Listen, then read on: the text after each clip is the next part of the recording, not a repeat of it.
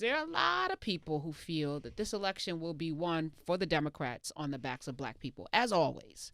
So there has to be an agenda for black people. And we had a conversation off mic or on mic about the ignoring of black men in particular. Everyone's black women, black women. I'm a black woman.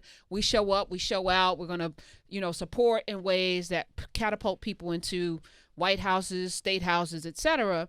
What's your strategy to not talk to, because we don't need to be pandered to? What agenda items will you have in your administration that will service the community? Well, we have a black agenda, from strengthening HBCUs to getting rid of private prisons to getting rid of this punitive cash bail that system that's essentially criminalizing poverty. But the most fundamental ways we can help the black community is by putting buying power, putting cash money into black consumers' hands, which will then spur black business owners and black entrepreneurs in your communities. And right now, I'm driven by this in part because the trends, unfortunately, are really disastrous for black people and people of color, where there's this natural thought that, oh, things are going to get better, things are going to get better.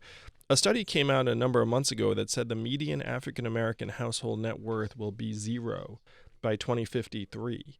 And the reason for that is that we're in the midst of this economic transformation that's going to gut many of the most common jobs in our economy. Can I just pause you for a second? Sure, go ahead. Because I get extremely frustrated with people who, when they talk about black agendas, they talk about criminal justice when the majority of us are not in prison. When they talk about the black agenda, they talk about poverty when 74% of us are not in poverty. When they talk about the black agenda, they talk about education when black women are the most educated in this country. A black agenda speaking to the wealth gap makes sense. But if you don't go to the history, if we talk about just recently in 2007, the subprime lending debacle directly impacted black wealth for generations. And we can go back, if you watch Watchmen, and that's the only reference most people have, but I'm going to take you to Tulsa, Oklahoma, where but not just 19 different communities in this country decimated, not on the dole, people who built from nothing, taken away, land taken away, people lynched. So at every generation, black people, as soon as we get to a place, something happens in society, and it's usually racism that then destroys people's wealth, because that subprime thing, Sure. We got loans, I got one, and I had great credit. So if you're not addressing the root cause and just giving us programs based on what you think is and not really having a conversation. I've knocked Bernie Sanders for this. We're going to give you a man, please. You don't even know what anyway, go ahead. I'm sorry. That's a trigger for me. Oh, it's crucial. And it's true that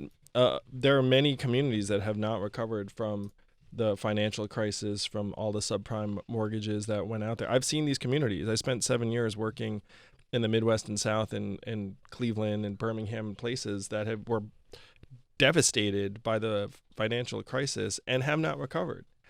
And so the question is, how do we reform this punishing economy that is progressively dehumanizing us all? And that economy is systematically tilted against certain people. It's systematically tilted against women, against people of color. Increasingly, it's systematically tilted against people that don't have access to educational opportunities and capital at the same levels as others. This is the winner-take-all economy. And if you visualize for a second, who do you think wins? It's the people that have the highest access to capital, education, and technology that are now going to come together in unprecedented ways, like in ways that people can scarcely imagine. And you put your finger on it when you said there's going to be the first trillionaire. There is going to be the first trillionaire, because that's the nature of this system we've built. And the question is, how do you actually reform this corrupt system so that it works for the single mom, for the person who's just struggling to get by, or for the aspirational young black professional who, is doing everything right but still owes tens of thousands of dollars in school loans, and then the legal job or accounting job that they got isn't as secure as it once was, because a lot of the most common professional services jobs are also going to be subject to these technological changes, where AI can now edit a contract better, faster, more cheaply than any human lawyer. And so if you're graduating from law school now, the field is not going to be what it was even 10, 20 years ago. Do you believe that reparations are owed to black people? descendants of enslaved people in this country. I'm on the record saying H.R. 40 is a necessary step, and we need to head in that direction. So to me, this freedom dividend we're talking about is not reparations. This is just a foundation, a floor that we set for all Americans, and I believe it would actually accelerate us toward having a better, more meaningful conversation about what reparations would look like. What would it look like in an Andrew Yang administration?